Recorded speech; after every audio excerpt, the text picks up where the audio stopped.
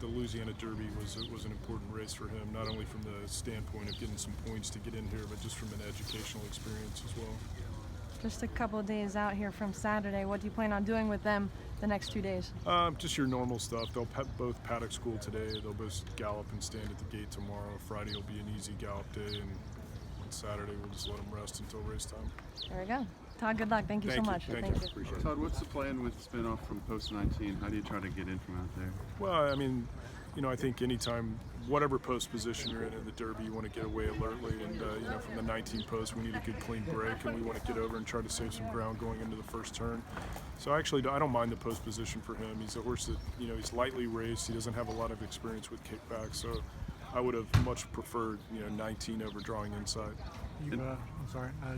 You've had two first and second choice horses out here. You got 2 30-to-1s. I mean, what are people missing, or what are these horses at? I just think it's such a competitive group. It's a deep group, a lot of quality horses, and so these two horses I think are flying under the radar a little bit, partly because they're coming out of the Louisiana Derby and the Sunland Derby, both which were 6 weeks before the Kentucky Derby, so they sort of haven't been on everyone's recent radar.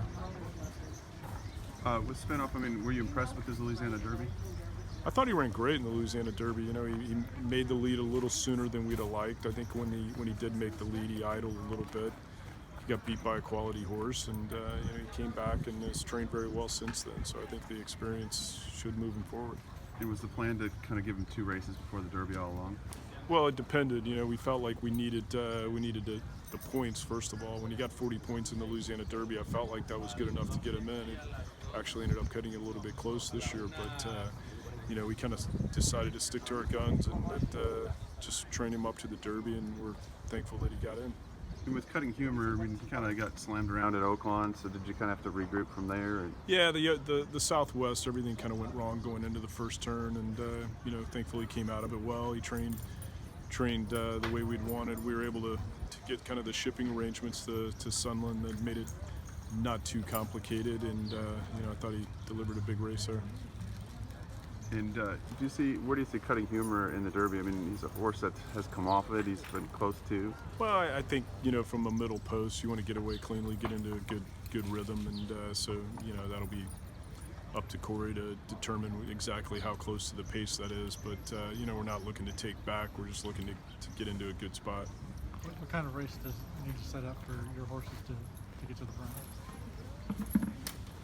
Well, I think like everyone, you want a clean trip, and as far as pace scenario, I think the Derby there's always a little more pace on than it looks like there will be on paper, because everyone comes out trying to establish that position early on. But the main thing we're looking for is just to give both horses a clean start and put them into a position where they're into a good, comfortable rhythm, and it's up to them if they're good enough.